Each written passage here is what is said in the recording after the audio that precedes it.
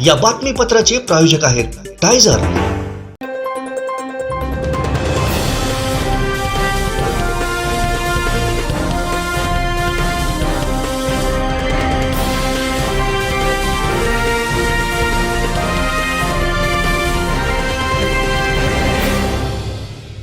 नमस्कार, आपण पाहताय कोकणचं नंबर 1 महा चॅनल कोकण सात लाईव्ह। बातमीपत्रात आपलं स्वागत। सुरुवात करूया हेडलाईन्सना। हेडलाईन्सचे प्रायोजक आहेत Tyzer. Now experience sheer softness of Tyzer super soft shirts. किल्ले सिंधुदुर्गवर राडा, हुज्जत घालणाऱ्या महिला पर्यटकांना स्थानिक महिलांचा चोप। मंत्री उदय सामंत यांची बोट भर समुद्रात पडली बंद। आणि कंटेनरची सफर वादाच्या भोवऱ्यात, कोकण सात लाईव्हचा स्पेशल रिपोर्ट। हेडलाईन्सचे प्रायोजक आहेत Tyzer. Now experience sheer softness of Tyzer super soft shirts. आता पाहूयात सविस्तर बातम्या। आता चक्क फ्लॅटच्या दरात तयार बंगलो। आपल्या घराचं स्वप्न साकार करण्यासाठी कणकवलीत साटेलकर बिल्डर्स अँड डेव्हलपर्सची खास ऑफर। उत्कृष्ट डिझाईन, दर्जेदार बांधकाम आणि मुलांना खेळायला बागडायला हक्काचं अंगण उपलब्ध। बंगलोचे मालक होण्यासाठी आजच संपर्क साधा। Satelkar builders and developers, Kankavli. Mobile number 9420 73 94 18, 86 057 41 030 आणि 95 45 18 99 89। मोठी बातमी समोर येते मालवणमधून। किल्ले सिंधुदुर्ग इथं आलेल्या सातारा येथील काही महिला पर्यटकांनी कर वसुली करणाऱ्या ग्रामपंचायतीच्या महिला कामगारांना मारहाण केल्याची घटना घडली आहे। या घटनेनंतर संतापलेल्या स्थानिक महिलांनी त्या पर्यटकांची धुलाई केली। अखेर दोन्ही गटात झालेल्या चर्चेअंती सातारा येथील त्या महिलांनी महिला कामगारांची माफी मागितल्यानंतर या प्रकरणावर पडदा पडलाय। किल्ले सिंधुदुर्ग इथं पर्यटनासाठी सातारा येथील महिला आणि पुरुष असा समूह गेला होता। किल्ल्यावर वायरी भूतनाथ ग्रामपंचायतीच्या वतीनं पर्यटकांकडून कर आकारणी केली जाते। सातारा येथील या पर्यटकांकडे कराची मागणी केली असता त्यांनी तो देण्यास नकार दिला। किल्ला पाहून झाल्यानंतर या महिला पर्यटक पुन्हा कर वसुलीच्या ठिकाणी आल्या आणि त्यांनी वसुली करणाऱ्या महिला कामगारांची हुज्जत घालत मारहाण केली। या प्रकारामुळे एकच खळबळ उडाली आहे। या प्रकाराची माहिती महिला कामगारांनी सरपंच, ग्रामसेवक यांना दिली। त्यानंतर सातारा येथील पर्यटकांना बंदर जेटीत बोलावून घेत विचारणा केली असता त्यांनी पुन्हा हुज्जत घालण्यास सुरुवात केली। महिला कामगारांना मारहाण केल्यानं संतप्त बनलेल्या स्थानिक महिलांनीही सातारा येथील महिला पर्यटकांची धुलाई केली। या घटनेची माहिती मिळताच पोलीस घटनास्थळी दाखल झाले। हे प्रकरण पोलीस ठाण्यात पोहोचलं। ग्रामपंचायतीच्या महिला कामगारांना मारहाण झाल्याची माहिती मिळताच येथील पोलीस ठाण्यात सर्वपक्षीय पदाधिकाऱ्यांनी, ग्रामपंचायत सदस्य, महिलांनी धाव घेत पोलीस निरीक्षक विजय यादव यांच्याशी चर्चा केली। पर्यटकांकडून ग्रामपंचायत कामगारांना झालेल्या मारहाण प्रकरणी तीव्र नाराजी व्यक्त करण्यात आली। पोलिसांनी संबंधित पर्यटकांना बोलावून घेत चौकशी केली। त्यानंतर स्थानिक पदाधिकाऱ्यांनी संबंधित पर्यटकांनी कामगारांची माफी मागावी अशी मागणी केली। दोन्ही गटात झालेल्या चर्चेअंती रॉक गार्डन परिसरात सातारा येथील त्या महिला पर्यटकांनी महिला कामगारांची माफी मागितल्यानंतर या प्रकरणावर पडदा पडलाय।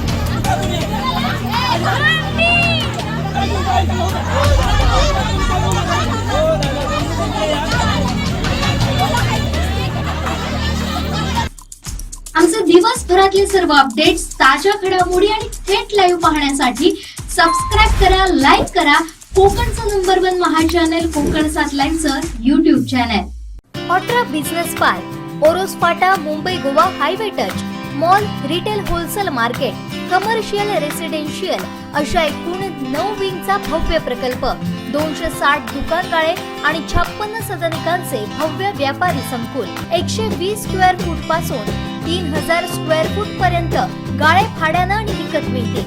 मर्यादित काळासाठी ऑफर 10,50,000 पासून व्यापारी गाळे सदनिका उपलब्ध. नियम आणि अटी लागू. संपर्क 8530 33 34 11.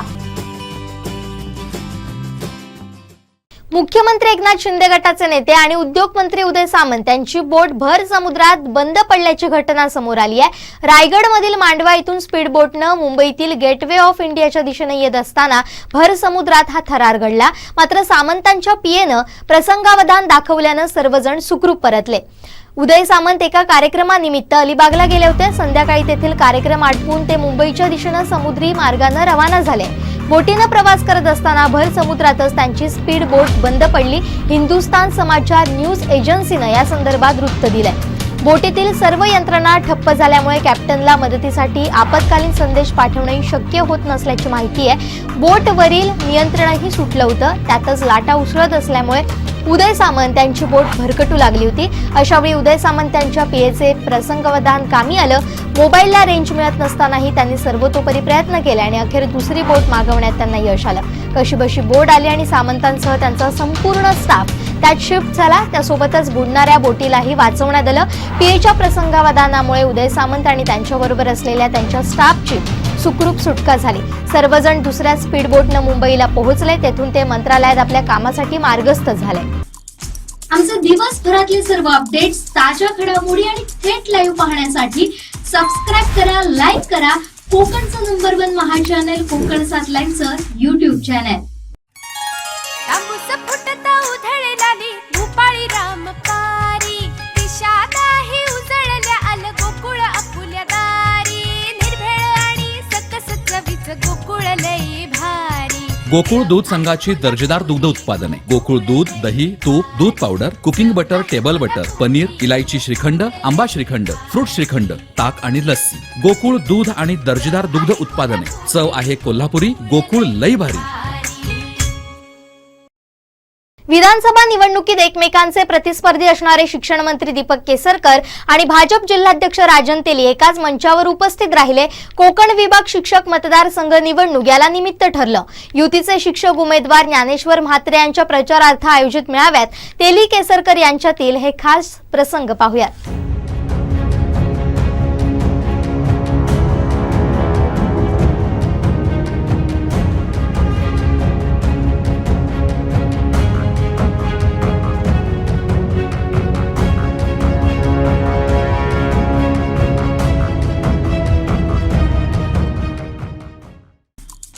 आमचे दिवसभरातले सर्व अपडेट्स, ताज्या घडामोडी आणि थेट लाईव्ह पाहण्यासाठी सबस्क्राईब करा, लाईक करा कोकणचं नंबर 1 महा चॅनल कोकण 7 लाईव्हचं YouTube चॅनल. भूपाळी रामपारी दिशादाही उजळल्या आल गोकुळ आपुल्या दारी. निर्भेळ आणि सकस चवीच गोकुळ लई भारी. गोकुळ दूध संघाची दर्जेदार दुग्ध उत्पादने. गोकुळ दूध, दही, तूप, दूध powder, cooking butter, table butter, paneer, इलायची श्रीखंड, आंबा श्रीखंड, फ्रूट श्रीखंड, ताक आणि लस्सी. गोकुळ दूध आणि दर्जेदार दुग्ध उत्पादने. चव आहे कोल्हापुरी. गोकुळ लई भारी. मळगाव रेल्वे स्टेशनच्या लगतच्या एका हॉटेलमधून मुंबई गोवा महामार्गावर नव्यानं उभारलेल्या एका हॉटेलमध्ये मालवाहू कंटेनरमधून जवळपास 35 युवक युवतींची वाहतूक अवैधरित्या होत असल्याचा धक्कादायक प्रकार सावंतवाडी तालुक्यात घडलाय. मळगाव इथं संशयास्पद वाटणारा कंटेनर थांबवल्यानंतर उपस्थितांनी कंटेनरशी संबंधित काहींना चोप देखील दिल्याची माहिती समोर येते. या प्रकारामुळे तालुक्यातील वातावरण चांगलंच तापलं असून कंटेनरची ही सफर वादाच्या भोवऱ्यात सापडली आहे. पाहुयात याच संदर्भातला स्पेशल रिपोर्ट.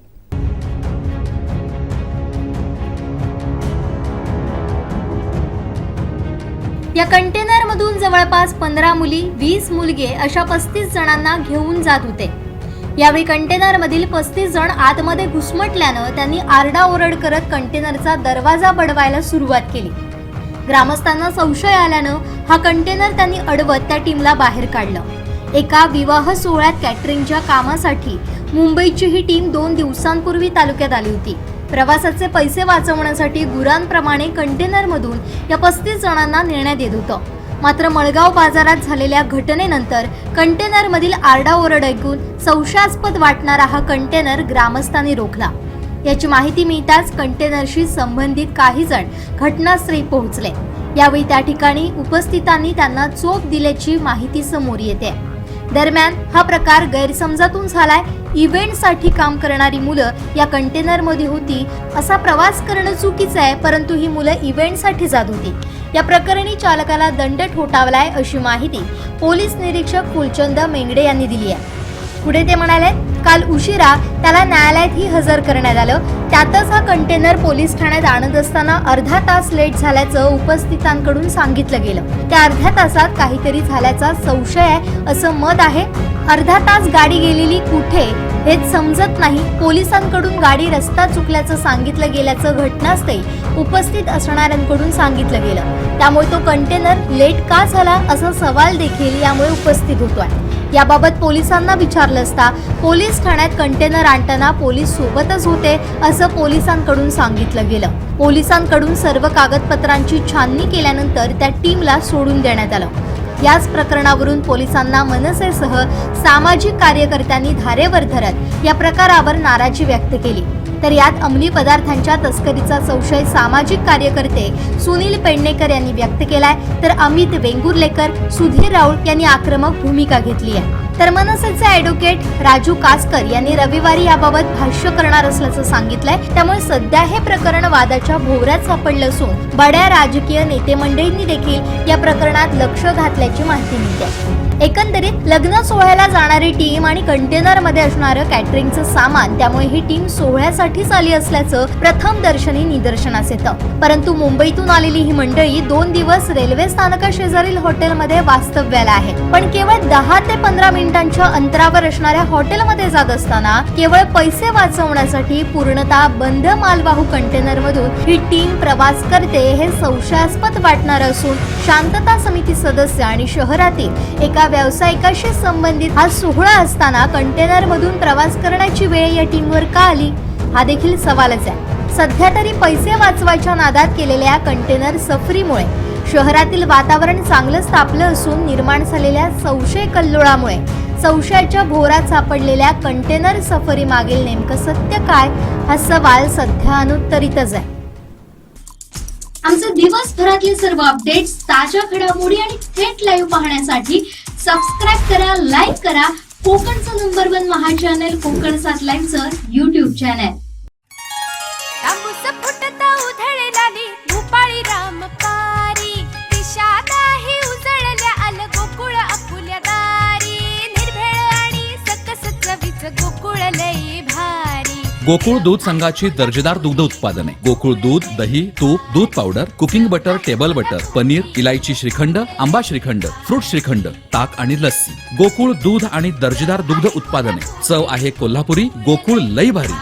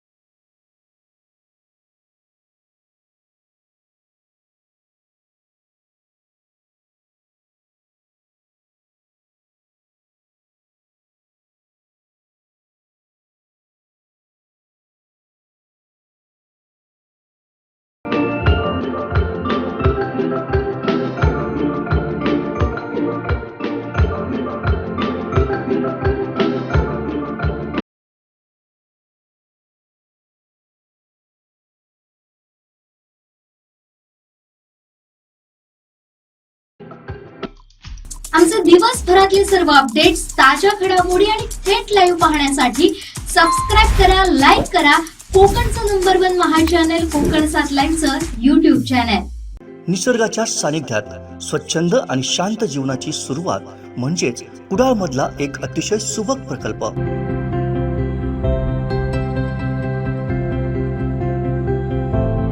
निलगिरी हाइट्स बांधकाम क्षेत्रातील एक अग्रगण्य नाव आकार बिल्डर्स अँड डेव्हलपर्स यांचा महत्वाकांक्षी प्रकल्प. MIDC रोड, राज हॉटेल जवळ, कुडाळ, सिंधुदुर्ग. बुकिंगसाठी संपर्क 94 230 52 002 आणि 99 23 90 0202. शिक्षकांचं प्रतिनिधित्व शिक्षक असणारे ज्ञानेश्वर म्हात्रे चांगल्या पद्धतीने करू शकतील. त्यांचा विजय निश्चित होईल असं मत भाजप आणि बाळासाहेबांच्या शिवसेनेचे उमेदवार म्हात्रे यांच्या प्रचारार्थ आयोजित स्नेह मेळाव्यात शिक्षण मंत्री दीपक केसरकर यांनी केलं. आपण एक गोष्ट लक्षात घेतलं पाहिजे की काम करणारी माणसं कधी टीका करत नाही आणि टीका करणारी माणसं कधी काम करत नसतात. आणि म्हणून ज्यावेळेला मी शिक्षण खात्याचा मंत्री झालो, जवळजवळ महाराष्ट्रामधल्या प्रत्येक शाळांना मी, ज्या शाळांना अनुदान नव्हतं अशा शाळांना भेटी दिली, तिथल्या शिक्षकांची परिस्थिती बघितली, तिथं कशा रीतीने काम करतात ते बघितलं. माझ्याकडे विधिमंडळामध्ये मागणी होती ही 300 कोटी रुपयाची होती. मी त्यावेळेला त्यांना सांगितलं होतं की जो शिक्षक अजिबात, खरं तर त्याला उपाशी म्हणता येणार नाही, अगदी 3,000 5,000 मिळेल म्हणजे उपाशीपोटी काम करून घेण्यासारखंच आहे, त्याला न्याय देणं हे सरकारचं कर्तव्य असतं. आणि म्हणून मी आपल्याला सांगू इच्छितो की आता या ठिकाणी आपण 12 वर्ष म्हटलं, पण अनेक शाळा ह्या 15-15 16-16 वर्ष या अनुदानापासून वंचित राहिलेल्या आहेत. सगळ्यांना एका वेळेला न्याय देण्याची भूमिका या सरकारने घेतली आणि त्याच्यामुळे 1150 कोटीचं पॅकेज तर जाहीर केलंच, परंतु त्याला बजेटसुद्धा या वर्षामध्ये दिलेलं आहे. याचा अर्थ स्पष्ट आहे की जरी आचारसंहितेमुळे या ठिकाणी GR निघू शकले नव्हतं, कारण मी 29 तारीखला जाहीर केलेलं होतं की 1 तारीखला याचा GR निघेल, परंतु तारीख 29 तारीखलाच आचारसंहिता संध्याकाळच्या वेळेला जाहीर झाली. पण आपण शिक्षकात आपण सिव्हिक्स आपल्याकडे सब्जेक्ट असतो, आपल्याला माहिती आहे की जे विधिमंडळाच्या फ्लोअरवर आश्वासन दिलेलं असतं ते पूर्ण करणं हे सरकारचं कामच असतं. नाही त्या ठिकाणी हक्कभंग होऊ शकतो आणि त्याच्यामुळे जो काही प्रचार विरोधकांकडून केला जातो हा मुळात चुकीचा आहे. एवढं मोठं पॅकेज कधीही दिलं गेलं नाही. आणि दुसरं जे असं आहे की हे पॅकेज देत असताना आम्ही ज्या शाळा, मोजक्याच शाळा राहिल्या, ते संपूर्ण महाराष्ट्रामधून 100-120 शाळा राहिल्यात, त्यांना सुद्धा 1 महिन्याची मुदत दिलेली होती की शेवटी कधीतरी हा विषय संपवला पाहिजे आणि एक गती मिळाली पाहिजे विद्यार्थ्यांवर कॉन्सन्ट्रेशन करायची. आपण जर आपल्या भवितव्याची चिंता करत राहिलो तर विद्यार्थ्यांना आपण न्याय देऊ शकत नाही.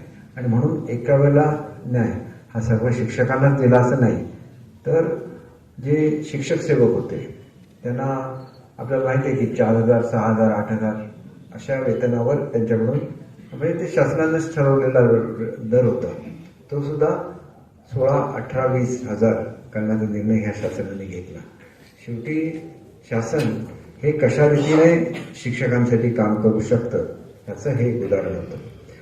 त्यांनी इतरांशी बोललं पाहिजे की आम्ही किती वर्ष मागत होतो, आम्हाला मिळत नव्हतं, एका झटक्यामध्ये सगळी कामं झालेली आहेत. आणि म्हणून अनेक समस्या ज्या असतील ज्या मला इथं सांगितलेल्या आहेत, आता मी भाष्य करू शकत नाही, परंतु निश्चितपणे त्या ठिकाणी आपल्याला मी सांगू इच्छितो की मी केवळ आपल्याला भेटतो असं नाही की मी ह्याच्या निमित्ताने, खरं तर काल रात्री मी निर्णय घेतला तुम्हाला भेटायचा, अशासाठी निर्णय घेतला की ज्या जिल्ह्यातून मी शिक्षण मंत्री झालेलो आहे त्या जिल्ह्याचं चित्र तरी महाराष्ट्राला दिसलं पाहिजे. की एवढे मोठे मोठे निर्णय घेतल्यानंतर तुमच्या जिल्ह्यातली लोकसुद्धा जर तुमच्या बरोबर राहू शकत नसतील तर मग महाराष्ट्रामध्ये त्या जिल्ह्याची किंमत केली जाईल. आणि म्हणून मी तुम्हाला ह्याची जाणीव करून द्यायला आलं की जे मोठे निर्णय मी घेऊ शकलो, एका वेळेला 1100 कोटी रुपये विनाअनुदानित शाळांना देऊ शकलो, एकाच वेळेला शिक्षकेतर जे शिक्षक सेवक होते त्यांच्या संदर्भातले निर्णय घेऊ शकलो, अनेक जे निर्णय घेऊ शकलो त्याला माझं सरकार माझ्या मागे ठामपणे उभं होतं. आणि म्हणून हे निर्णय घेण्याची शक्ती ही मला आमच्या मुख्यमंत्री उपमुख्यमंत्र्यांच्या बरोबरच आमच्या पक्षाच्या असलेल्या विचारधारेमधून सुद्धा मिळाली. आणि म्हणून जे सरकार आपल्याला न्याय देत असतं त्याला आपण सुद्धा त्यांच्या मागे ठामपणे उभं राहायला लागतं. आणि ही भूमिका आपण निश्चितपणे घ्या याची मला खात्री आहे. नाहीतर अनेक लोक अशी असतात की ज्यांनी एवढी मोठी रक्कम तयार केला म्हणजे मंजूर केल्यानंतर आणि त्याच्यासाठी बजेट प्रोव्हिजन सुद्धा केल्यानंतर केवळ GR झाला नाही या नावाखाली जर कोणी खोटा प्रचार करत असतील तर त्या प्रचाराचं उत्तर सुद्धा आपल्याला देता आलं पाहिजे की GR निघावं. म्हणून आम्ही निवडणूक आयोगाकडे सुद्धा परवानगी मागितली होती. पण त्यांचं म्हणणं होतं की तुम्ही उशिरा काढल्यामुळे काय फरक पडणार आहे, तुम्ही लवकर काढला तर तो इलेक्शनच्या पिरियडमध्ये त्याची आमच्याकडे त्याची क्वेरी आलेली आहे. त्यामुळे आम्ही काय इन्सिस्ट केलं नाही. शेवटी तुम्ही सगळे शिकलेले आहात, तुम्हाला कळू शकतं की ज्यावेळेला बजेट प्रोव्हिजन झाली, ज्यावेळेला फ्लोर ऑफ द हाऊसवर घोषणा झाली म्हणजे ती शासनावर बंधनकारक असते. आणि म्हणून आपण जे काही मुद्दे या ठिकाणी मांडलेले आहेत याचा सगळ्याचा बारकाईने विचार केला जाईल. आणि मी आपल्याला निश्चितपणे सांगतो की सरकार हे नेहमी तुमच्यावर राहिलेलं आहे. तुमच्याबद्दल आम्हाला आदर आहे. पुढची महाराष्ट्राची आणि देशाची होणारी पिढी ही तुम्हाला घडवायची आहे. एका पवित्र क्षेत्रामध्ये तुम्ही काम करत असताना तुमच्या मागे उभं राहणं हे सरकारचं कर्तव्य आहे. आम्ही एका ताकदीने आपल्या मागे उभे आहोत आणि आपल्या मागे आम्ही उभे आहोत याची प्रचिती आम्ही तुम्हाला आमच्या निर्णयातून घेऊन दाखवलेली आहे. आता वेळ तुमची आहे. आम्ही ज्या गतीने निर्णय घेतले त्या गतीने तुम्ही सुद्धा सरकारच्या मागे ठामपणे उभे राहाल याची मला खात्री आहे.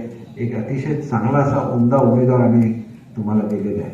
ज्ञानेश्वर म्हात्रे हे ज्याप्रमाणे शिक्षकांचं प्रतिनिधित्व करतात ते उत्कृष्ट शिक्षक आहेत, त्याबरोबर ते उत्कृष्ट संस्था चालक सुद्धा आहेत. उत्कृष्ट अशा शाळा ते बदलापूरला चालवतात. त्याच्यामधल्या शिकणाऱ्या अनेक मुलांना जाऊन मी बघितलेलं आहे. अतिशय स्मार्ट मुलांना अतिशय चांगलं शिक्षण हे त्यांच्या शिक्षण संस्थांमध्ये दिलं जातं. अशा एका चांगल्या माणसाला जर तुम्ही मतदान दिलं तर ते तुमचा खऱ्या अर्थाने प्रतिनिधित्व करू शकतील. आणि तुमच्या लहान लहान प्रश्नाला रोज ते मला फोन करत असतात, हा प्रश्न आहे, हा प्रश्न आहे. प्रश्न लहान लहान असतात आणि अनेक लहान प्रश्न सोडवलेले तुम्हाला जर मी सांगायचं झालं तर मी खरं तर माझ्या डिपार्टमेंटला यादी काढत आहे किती एक पान भरून यादी आहे. हे जर प्रत्येक वाचून दाखवायला लागलं तर माझी फ्लाईट चुकेल, उद्याची कामं आहे, परत मोठी जबाबदारी असते. सिंधुदुर्ग जिल्ह्याचा जरी सुपुत्र असलो तरी 2 जबाबदाऱ्या माझ्यावर दिलेल्या आहेत. एक म्हणजे महाराष्ट्राच्या राजधानीची म्हणजे मुंबईची आणि दुसरी छत्रपती शिवाजी महाराजांच्या राजधानीची म्हणजे कोल्हापूरची. छत्रपती शिवाजी महाराजांचं जे वारसा आहे आणि जे वैभव आहे ते पुन्हा एकदा संपूर्ण जगासमोर दाखवायचं आहे. त्याच्यासाठी दिवसरात्र काम करायला लागतं. आणि मुंबई जे मराठी माणसाचं हृदय आहे त्यातल्या लोकांचं जीवन सुधारण्यासाठी सुद्धा दिवसरात्र काम करायला लागतं. आणि म्हणून अनेक दिवस मी खरं तर इथं आल्यानंतर पहिल्यांदाच अर्धा तास झोपलो, नाही तर एक दिवस पूर्ण रात्र मी झोपलेलो नाही. आणि म्हणून मला असं वाटतं की आम्ही ज्याला मनापासून काम करत असतो त्याला एवढी अपेक्षा जर आपल्या लोकांकडून आपण व्यक्त केली की आम्ही काम करत असताना परत संपूर्ण जिल्हाभर फिरायला नको आणि ती एवढी अपेक्षा व्यक्त आपल्या लोकांकडून करणं फारसं चुकीचं आहे असं मला वाटत नाही. आणि म्हणून काल रात्री निर्णय घेतला तुम्हाला भेटायचं. एका रात्रीच्या निरोपामधून तुम्ही एवढी लोक या ठिकाणी जमला आणि जिल्ह्याच्या सर्व कानाकोपऱ्यातून आपण वेगवेगळे आपल्या संघटनांचे प्रतिनिधी आपण जमलेले आहात. तुमच्या प्रेमाचं उतराई होता येणार नाही, ते उतराई कामानेच व्हायला लागेल याची मी आपल्याला खात्री देतो. आणि म्हणून ज्या ज्या समस्या असतील आचारसंहिता संपल्यानंतर जे राजन तेली साहेबांनी सांगितलेलं आहे की ज्या मीटिंग घ्यायच्या आहेत निश्चितपणे घेतल्या जातील एवढी मी आपल्याला ग्वाही देतो. आपल्याकडून पुन्हा एकदा आपल्याला मनापासून विनंती करतो की आपण म्हात्रे साहेबांना मोठ्या बहुमताने निवडून द्यावं आणि निश्चितपणे आपण मांडलेल्या प्रत्येक गोष्टीचा अभ्यास केला जाईल.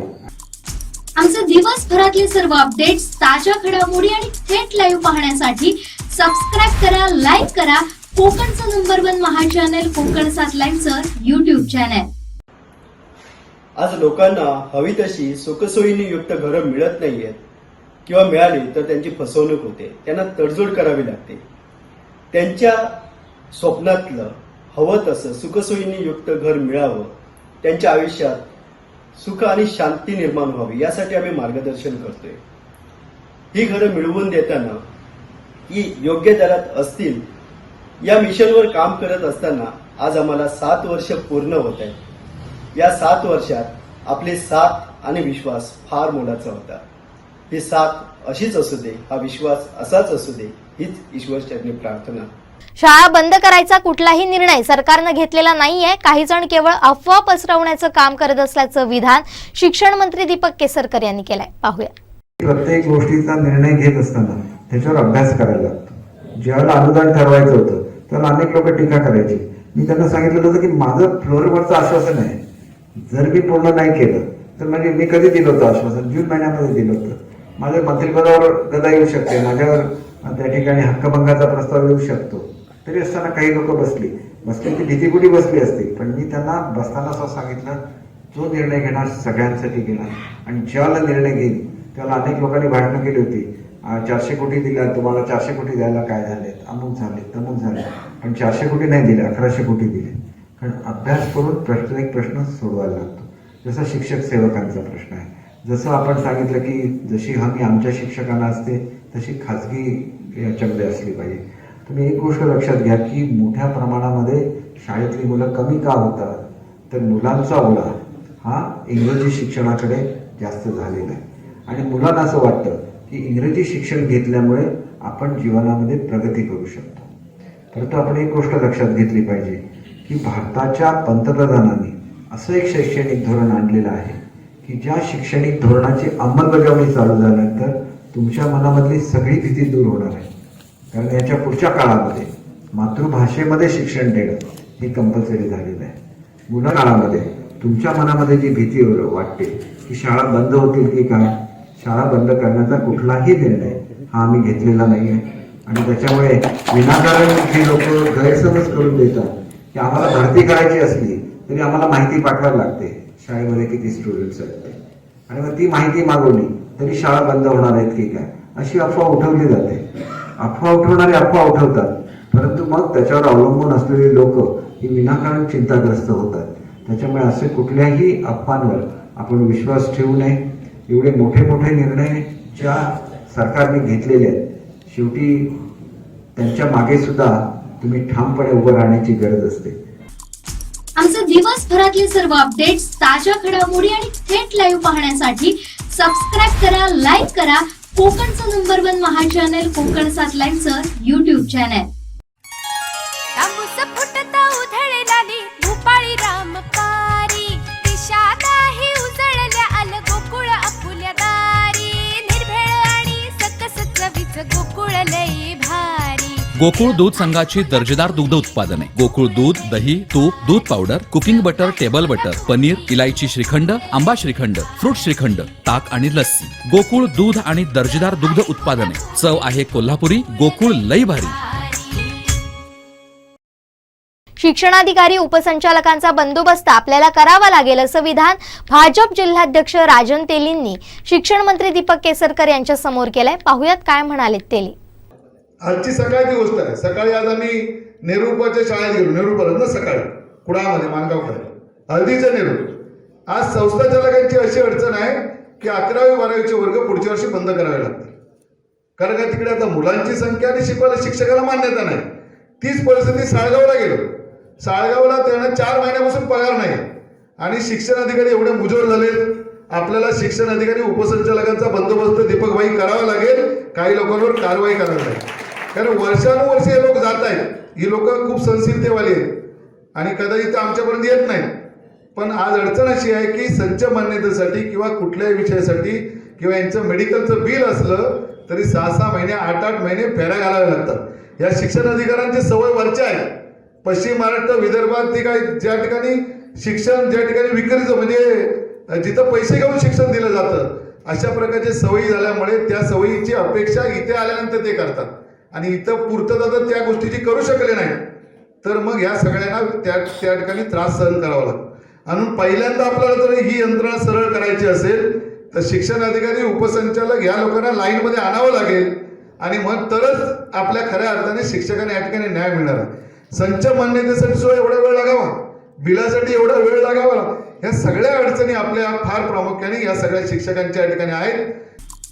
आमचे दिवसभरातले सर्व अपडेट्स, ताज्या घडामोडी आणि थेट लाईव्ह पाहण्यासाठी सबस्क्राईब करा, लाईक करा कोकणचं नंबर 1 महा चॅनल कोकण 7 लाईव्हचं YouTube चॅनल. ऑट्रा बिझनेस पार्क, ओरोस फाटा, Mumbai Goa highway touch, mall, retail wholesale market, commercial residential अशा एकूण 9 विंगचा भव्य प्रकल्प, 260 दुकानगाळे आणि 56 सदनिकांचे भव्य व्यापारी संकुल, 120 स्क्वेअर फूट पासून 3000 स्क्वेअर फूट पर्यंत गाळे भाड्यानं आणि विकत मिळते.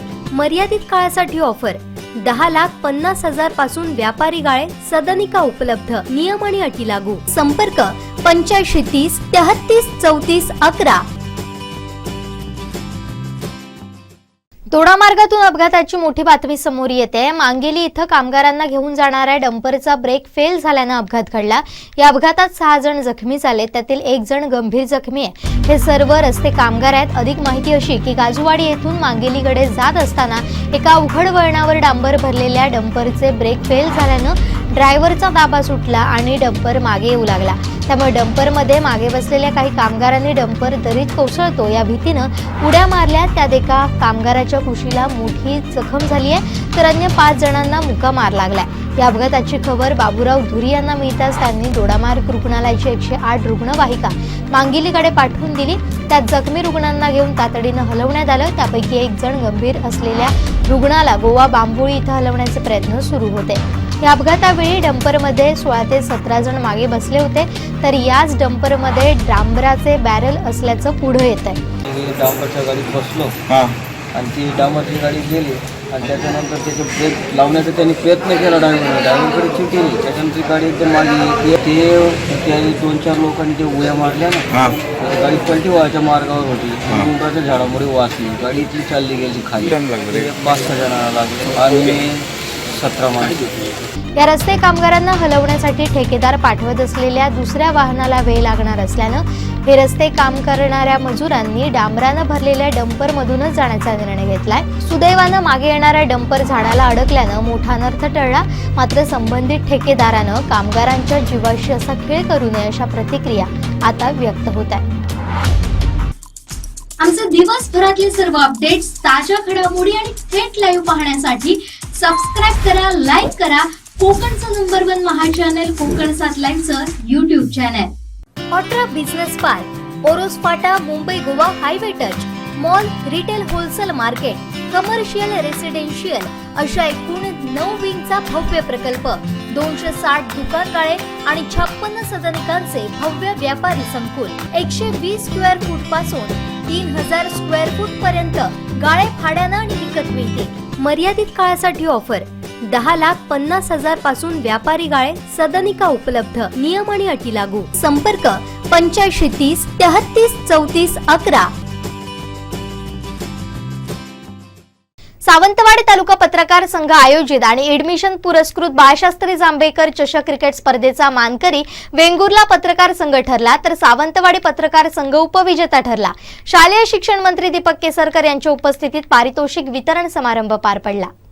सिंधुदुर्ग जिल्हा पत्रकार संघ संलग्न सावंतवाडी तालुका पत्रकार संघ आयोजित एडमिशन पुरस्कृत सिंधुदुर्ग जिल्ह्यातील पत्रकारांसाठी आयोजित बाळशास्त्री जांभेकर चषक क्रिकेट स्पर्धेचं उद्घाटन माजी नगराध्यक्ष तथा भाजपचे प्रवक्ते संजू परब यांच्या हस्ते करण्यात आलं. या प्रसंगी पत्रकारांच्या क्रिकेटच्या पिचवर राजकारण्यांनी जोरदार फटकेबाजी केली. यावेळी संजू परब यांनी मनोगत व्यक्त केलं. जांभेकरांबद्दल बोलायचं झालं तर ते आपल्या जिल्ह्यात त्यांचं जन्मस्थान आहे आणि अभिमान आहे की तरी त्यांचं आयुष्य कमी असलं, मला वाटतं 32व्या वर्षी त्यांचं निधन झालं, तरी सुद्धा ते आपल्या कामाने अमर झालेत. हे सुद्धा तेवढंच महत्त्वाचं आहे. आणि त्यांचं नावाने तुम्ही जी क्रिकेट स्पर्धा पत्रकाराने चालू केली त्याबद्दल तुमचं सुद्धा मनापासून अभिनंदन करतो. हे 2रं वर्ष आहे. गेल्या वर्षी मला आमंत्रण होतं पण काही कारणास्तव मी येऊ शकलो नाही. पण पाटेकरांनी अशी प्रार्थना करेन की अशीच ही 100 वर्षे तुमची भविष्यात पूर्वी आहोत. अध्यक्षीय मनोगत काँग्रेस महिला जिल्हाध्यक्षा साक्षी वंजारी यांनी केलं. क्रिकेट हा विषय नेहमीच माझा जिव्हाळ्याचा विषय राहिलेला आहे, कारण मला स्वतःला क्रिकेटची प्रचंड आवड आहे आणि क्रिकेट टुर्नामेंट्स यासाठी नेहमीच माझं सहकार्य ॲज अ राजकारणी म्हणून नाही तर एक वैयक्तिक एक आपण समाजाचं काहीतरी देणं लागतो, त्यामुळे आपण काहीतरी एक स्वतःचा एक फुल नाही तर फुलाची पाकळी आपल्याला ज्या गोष्टीमध्ये आपण सहकार्य करू शकतो, नक्कीच समाजातल्या अशा प्रत्येक व्यक्तीने सुद्धा असाच सहभाग दर्शवणं फार गरजेचं आहे असं मला वाटतं. फक्त लोकप्रतिनिधीच नाही तर समाजातल्या इतर व्यक्तींनी सुद्धा अशा पद्धतीचं सहकार्य करणं गरजेचं आहे, कारण अशा प्रकारच्या टुर्नामेंट्स भरवणं ही सध्या काळाची गरज आहे, कारण पत्रकारिता हा लोकशाहीचा चौथा आधारस्तंभ आहे. यानंतर क्रिकेटच्या पिचवर माजी नगराध्यक्ष संजू परब, काँग्रेस महिला जिल्हाध्यक्ष साक्षी वंजारी, ज्येष्ठ पत्रकार अण्णा केसरकर यांनी जोरदार फटकेबाजी केली, तर भाजप शहराध्यक्ष अजय गोंदावळे, कोकण 7 आणि कोकण 7 लाईव्हचे संपादक सागर चव्हाण यांनी गोलंदाजी केली. मान्यवरांच्या हस्ते या स्पर्धांना प्रारंभ झाला. पुन्हा एकदा चेंडू टाकण्यासाठी सज्ज विनायकचा चेंडू कव्हरच्या डोक्यावरून खेळून काढला. झेलात रूपांतर होऊ शकतं. गटार क्षेत्ररक्षण झेल सुटला आणि 4 धावा बहाल केल्या त्या क्षेत्ररक्षकानं. एकंदरीत 4 धावांनिशी समीकरण पुढे सरसावतंय. धावसंख्या होते ती 33. दरम्यान भाजप युवा नेते विशाल परब, क्रेडाईचे नीरज देसाई, शरद सावंत, श्री कोरजुवेकर, माजी आरोग्य सभापती मंगेश तळवणेकर, अंकुश जाधव, काँग्रेसचे समीर वंजारी, महेंद्र पेडणेकर आदी मान्यवरांनी उपस्थित राहत शुभेच्छा दिल्या. तर सायंकाळी माजी नगराध्यक्ष बबन साळगावकर यांनी उपस्थित राहत पत्रकारांच्या सामन्यांचा आस्वाद घेतला. शालेय शिक्षण मंत्री दीपक केसरकर यांच्या उपस्थितीत या सामन्यांचा बक्षीस वितरण सोहळा पार पडला. यावेळी उपस्थित जिल्हा बँक अध्यक्ष मनीष तळवी, राष्ट्रवादीच्या अर्चना घारेपरब, ॲडमिशनचे व्यवस्थापक यांनी शुभेच्छा दिल्या. खास करून माझ्या वेंगुर्ला पत्रकार बंधूंचं अभिनंदन करतो की त्यांनी दुसऱ्या वर्षी सलग या ठिकाणी विजय मिळवला आणि त्यामुळे या सगळ्याच स्पर्धांमध्ये यशस्वी झालेले सगळेच टीम त्यांचंही अभिनंदन आणि ज्यांनी हा विजयाचा मुकुट मिळवू शकले नाहीत त्यांना सुद्धा पुढच्या वर्षी तो मिळवण्यासाठी मी मनापासून शुभेच्छा देतो. पण पुन्हा एकदा सांगतो की वेंगुर्ला संघ पुढच्या वर्षी सुद्धा हॅट्रिक मारेल आणि त्यामुळे तुम्हाला अधिक तयारी बाकी सगळ्यांना करावी लागेल. आणि खास करून या कार्यक्रमाचं आयोजन केल्याबद्दल सगळ्याच आयोजकांना धन्यवाद देतो की अशा प्रकारे खिलाडू वृत्ती जोपासण्यासाठी अशा कार्यक्रमांची अशा स्पर्धांची आवश्यकता असते. आणि खास करून पत्रकार बंधू जे सातत्याने आपल्या लेखणीने सगळ्यांना या सगळ्या गोष्टींमध्ये नियंत्रण ठेवण्यासाठी प्रयत्न करतात, त्यांना सुद्धा ग्राउंडवर आल्यानंतर नियंत्रणाचा अनुभव मिळावा या दृष्टिकोनातून अशाच प्रकारच्या स्पर्धांचं आयोजन आपण केलं त्याबद्दल मनापासून आपल्याला धन्यवाद देतो. आणि पुढच्या सगळ्याच अशा प्रकारच्या वेगवेगळ्या क्षेत्रातल्या स्पर्धा आपण आयोजित करावा याच्यासाठी मी शुभेच्छा व्यक्त करतो. नेहमी आपण ज्यांच्या हातामध्ये कॅमेरा, पेन, बूम आणि ह्या सगळ्या गोष्टी बघत असतो आणि त्यांच्या हातात आज बॅट आणि बॉल आम्ही पाहिलाय. खरं तर मी पूर्ण मॅच पाहिली नाही, पण ऑनलाईन मी मॅच पाहिली आणि तुमचे 4 आणि 6 पाहिले मी. खऱ्या अर्थानं खरंच खूप छान तुम्ही मॅचेस भरवल्या, कारण तुम्ही 24/7 पूर्ण वेळ काम करत असता, समाजासाठी झटत असता, वास्तववादी चित्रण असेल ते तुमच्या लेखणीतनं मांडत असता आणि तुमचे चौकार आणि सिक्सर हे आम्हाला तुमच्या लिखाणातनं दिसत असतात. पण आजचे ग्राउंडवरचे चौकार आणि सिक्सर पाहून, तुमच्याकडे तुमचं काम बघून आणि तुमची खिलाडू वृत्तीने हार जीत पचवण्याची क्षमता बघून आनंद वाटला. तुमच्या या सर्व टीमला मनापासून शुभेच्छा. खरं तर माझी एक रिक्वेस्ट होती की तुम्ही पुढाकार घेऊन राजकारणी आणि जे कार्यकर्ते असतील किंवा नेते असतील यांना घेऊन पण एक मॅचेस भरवली तर खरंच छान होईल, कारण सगळीकडे आनंदी वातावरण आहे, काही अडचणी येणार नाहीत आणि खऱ्या अर्थानं तुमच्या बॉलला आणि चेंडूला प्रत्यक्ष ग्राउंडला पण फेस करण्याची आम्हाला एक मजा येईल आणि त्याच्यातही 50% आरक्षण द्या म्हणजे महिला पण खेळतील असं मला वाटतं. सलग हे दुसरं वर्ष आहे आणि आपले ॲडमिशन म्हणजेच वॅरेनियम क्लाउड लिमिटेड अर्थात ॲडमिशन या ब्रँड अंतर्गत आपण सलग दुसऱ्यांदा आपण ही स्पॉन्सरशिप आपण या सर्व सावंतवाडी तालुका पत्रकार संघाला आपण दिलेली आहे. आणि आमचे जे मॅनेजिंग डायरेक्टर आहेत हर्षवर्धन साबळे सर हे आज काही कारणास्तव व्यस्त कारणास्तव इथे उपस्थित राहिले नाही आहेत, तर त्यांच्याकडनं मी सर्व तालुका पत्रकार संघ असेल, जिल्हा पत्रकार संघ असेल, त्यांना मी शुभेच्छा देतो. आणि त्याचप्रमाणे इथे जी सावंतवाडीची टीम असेल आणि विजेता वेंगुर्ल्याची टीम असेल, यांचं पण मी अभिनंदन करतो. Thank you so much. तर जिमखाना मैदानावर लवकरच डे नाईट सामने खेळण्यासाठी आवश्यक असलेल्या फ्लड लाईटची सोय करण्यात येईल अशी घोषणा शिक्षण मंत्री दीपक केसरकर यांनी केली. नेहमीच क्रिकेट हा माझ्या जीवनामधला एक अनेक खेळांपैकी मी जे खेळतो त्याच्यापैकी एक क्रिकेट हा खेळामध्ये त्यातल्या त्यात चांगली कामगिरी करायची मला संधी मिळाली. परंतु ज्यावेळेला खेळाडू आमदार होतात किंवा मंत्री होतात त्यावेळेला आपण बघितलेलं आहे की मोठ्या प्रमाणामध्ये इन्फ्रास्ट्रक्चर हे खेळासाठी निर्माण होतं. आणि त्याच्यामुळे आपण जरी ह्या छोट्या ग्राउंडवर खेळत असला तरी आमचं मेन टर्फ विकेट आहे आणि संपूर्ण हिरवळीची खेळपट्टी आहे. जवळजवळ 18-20 वर्षापूर्वी ती खेळपट्टी आणि हिरवळीचं ग्राउंड निर्माण केलं गेलं. त्यावेळेला कोकणातलं ते एकमेव हिरवळीचं ग्राउंड होतं. आणि त्याच्यामुळे अनेक लोक ही पुढे अंडर-19मध्ये खेळली. अंडर-19चा कॅप्टनसुद्धा सावंतवाडीमधल्या होता. आता ह्या ग्राउंडचं आम्ही एक्सटेन्शन करतो आहे. त्याच्याचबरोबर 5 कोटी रुपये खर्च करून त्या ठिकाणी अत्याधुनिक असं क्रीडा संकुलसुद्धा उभारतो आहे. हे सांगण्याचं कारण एवढंच आहे की क्रिकेटच्या पलीकडे अनेक वेळेला मुलं जात नाही. अशा वेळेला त्यांना ॲथलेटिक्सची आवड निर्माण झाली पाहिजे. कबड्डीची, खो खोची, बास्केटबॉल आहे, व्हॉलीबॉल आहे, सगळ्याच सुविधा या नवीन स्टेडियममध्ये असणार आहेत. आणि त्याच्यामुळे वेंगुर्ल्यालासुद्धा असं स्टेडियम साकार होतं आहे. परंतु तिथल्या तालुका क्रीडा केंद्राचं काम बरंच रेंगाळलेलं होतं. त्याच्यामुळे तिथं थोडासा विलंब झालेला आहे. यंदा ते काम पूर्ण होईल. लवकरच आपण तिथल्या आधुनिक बॅडमिंटन कोर्टचं सुद्धा उद्घाटन करू. दोडामार्ग तालुक्यामध्ये नवीन स्पोर्ट्स कॉम्प्लेक्सचं काम सुरू झालेलं आहे. आणि त्याच्यामुळे तिथंसुद्धा दोडामार्गचे काही पत्रकार आता पुढे गेलेत पण काही पत्रकार इथं आहेत. तर त्यांनासुद्धा आनंद आहे की तिथंसुद्धा स्पोर्ट्स कॉम्प्लेक्सचं काम सुरू झालेलं आहे. आणि एकंदरीतच आपल्याला चांगल्या अशा क्रीडा स्पर्धा या आपल्या जिल्ह्यामध्ये व्हाव्या आणि याच्याची जिल्हा पत्रकार संघ नेहमी पुढाकार घेत असतो. आपण आज बाळशास्त्री जांभेकर जे आद्य पत्रकार आहेत त्यांच्या नावाने ही स्पर्धा आयोजित केलेली आहे आणि म्हणून तुमचं मनापासून अभिनंदन करतो. या आपल्या बाळशास्त्री जांभेकरांचं स्मारक अतिशय भव्य असं स्मारक हे त्या ठिकाणी ओरोसला उभं राहिलेलं आहे आणि जवळजवळ त्याचं काम पूर्णसुद्धा झालेलं आहे. आणि जानेवारीच्या पहिल्या आठवड्यामध्ये साधारणपणे मी मुख्यमंत्री आणि उपमुख्यमंत्री महोदयांना विनंती करणार आहे की त्यांनी येऊन या पत्रकार भवनाचं उद्घाटन करावं. आदरणीय नाईक साहेब ज्या वेळेला अध्यक्ष होते त्यांनी सातत्याने पाठपुरावा करून हे काम आमच्याकडून करून घेतलं. आणि ह्या कामामुळे निश्चितपणे पुढच्या काळामध्ये पत्रकारांना एकत्र येण्यासाठी एक चांगलं अशी इमारत, एक व्यासपीठ उपलब्ध होईल. आणि वेंगुर्ला संघाचं अभिनंदन करत असताना सावंतवाडी संघाने सुद्धा उत्कृष्ट कामगिरी केलेली आहे. उपविजेतेपद या ठिकाणी पटकवलेलं आहे. त्यांचंसुद्धा मनापासून अभिनंदन करतो. आणि कणकवलीचा संघ थोडासा रागावून गेला परंतु पुढच्या वेळेला तुम्ही कोणाला रागवायची संधी देणार नाही अशी अपेक्षा करतो. खेळाचे नियम अगोदरच सांगा म्हणजे कोणाला नंतर राग येत नाही.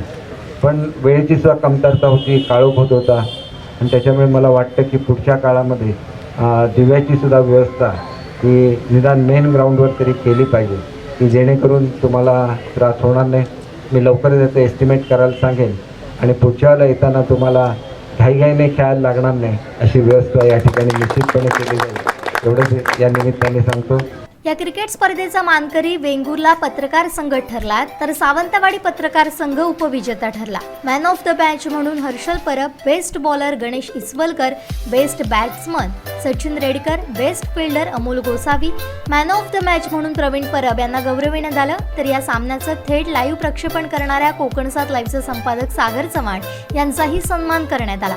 यावेळी जिल्हा बँकेचे अध्यक्ष मनीष दळवी, राष्ट्रवादीच्या कोकण महिला अध्यक्ष अर्चना घारे, काँग्रेसच्या साक्षी वंजारी, जिल्हा पत्रकार संघाचे अध्यक्ष उमेश तोरसकर, ज्येष्ठ पत्रकार गजानन नाईक, सैनिक बँकेचे व्यवस्थापक सुनील राऊळ, सावंतवाडी तालुका पत्रकार संघाचे अध्यक्ष प्रवीण मांजरेकर, माजी नगरसेवक बाबू कुडतरकर, राष्ट्रवादी तालुकाध्यक्ष पुंडलिक दळवी, बाळू कशाळीकर, देव्या सूर्याजी, सायली दुभाषी, चित्रा बाबर देसाई, रवी जाधव आदींसह पत्रकार बांधव उपस्थित होते. आमचे दिवसभरातले सर्व अपडेट्स, ताज्या घडामोडी आणि थेट लाईव्ह पाहण्यासाठी सबस्क्राईब करा, लाईक करा कोकणचं नंबर 1 महा चॅनल कोकण 7 लाईव्हचं YouTube चॅनल. शेवटी ठळक घडामोडी पुन्हा एकदा. हेडलाईन्सचे प्रायोजक आहेत टायझर, Now experience sheer softness of Tiger Super Soft Shirts. किल्ले सिंधुदुर्गवर राडा, हुज्जत घालणाऱ्या महिला पर्यटकांना स्थानिक महिलांचा चोप. मंत्री उदय सामंत यांची बोट भर समुद्रात पडली बंद. आणि कंटेनरची सफर वादाच्या भोवऱ्यात. कोकण 7 लाईव्हचा स्पेशल रिपोर्ट. हेडलाईनचे प्रायोजक आहेत टायझर. नाव experience sheer softness of Tiger Super Soft Shirts. बातमीपत्रात वेळ झाली इथेच थांबण्याची. पाहत राहा कोकणचं नंबर 1 महा चॅनल कोकण 7 लाईव्ह. धन्यवाद.